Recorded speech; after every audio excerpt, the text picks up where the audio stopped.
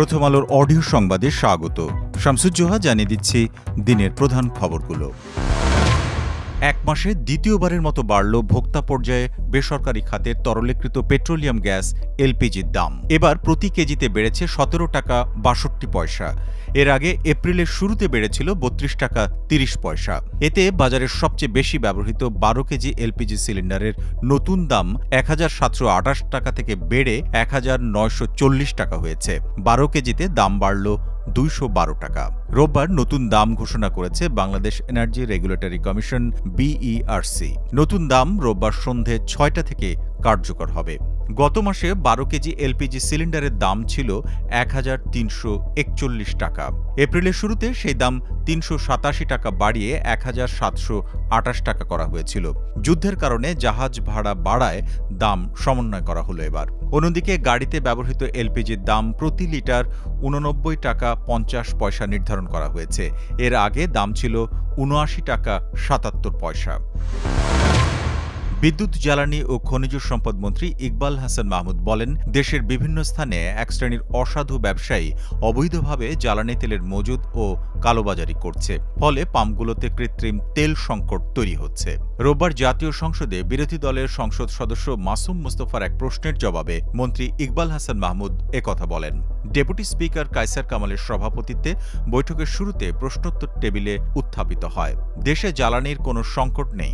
সংসদে পররাষ্ট্র প্রতিমন্ত্রী শামা ওবায়েদ ইসলামের এমন বক্তব্য যথার্থ বলে মন্তব্য করেন জ্বালানি মন্ত্রী ইকবাল হাসান মাহমুদ। তিনি বলেন, সরকার গত বছরের মার্চে যে পরিমাণ জ্বালানি তেল সরবরাহ করেছে, চলতি বছরের মার্চে একই পরিমাণ তেল সরবরাহ করেছে। জ্বালানি মন্ত্রী আরও বলেন, জ্বালানি তেলের সরবরাহ স্বাভাবিক রাখার লক্ষ্যে সারা দেশে জেলা, উপজেলা প্রশাসন এবং বিপিসি ট্যাগ অফিসার নিয়োগ করা হয়েছে। প্রতিদিন অবৈধ মজুতদারকে আইনের আওতায় এনে জেল জরিমানা করা হচ্ছে। মজুদ ও কালোবাজারি প্রতিরোধে আইন শৃঙ্খলা রক্ষাকারী বাহিনীর তৎপরতা অব্যাহত আছে। দেশে রোববার সকাল 8টা থেকে গত 24 ঘণ্টায় হামের উপসর্গ নিয়ে 3 শিশু এবং হামে 1 শিশুর মৃত্যু হয়েছে। এ নিয়ে গত 15 মার্চ থেকে এখন পর্যন্ত হামে মোট 36 শিশুর মৃত্যু হয়েছে, আর হামের উপসর্গ নিয়ে মৃত্যু হয়েছে 181 শিশুর। রোববার স্বাস্থ্য অধিদপ্তরের হাম বিষয়ক হালনাগাদ প্রতিবেদনে এই তথ্য জানানো হয়েছে। স্বাস্থ্য অধিদপ্তরের তথ্য অনুযায়ী গত 24 ঘণ্টায় হামের উপসর্গ নিয়ে দেশের বিভিন্ন হাসপাতালে ভর্তি হয়েছে 804 শিশু, আর হাম শনাক্ত হয়েছে 165 শিশুর।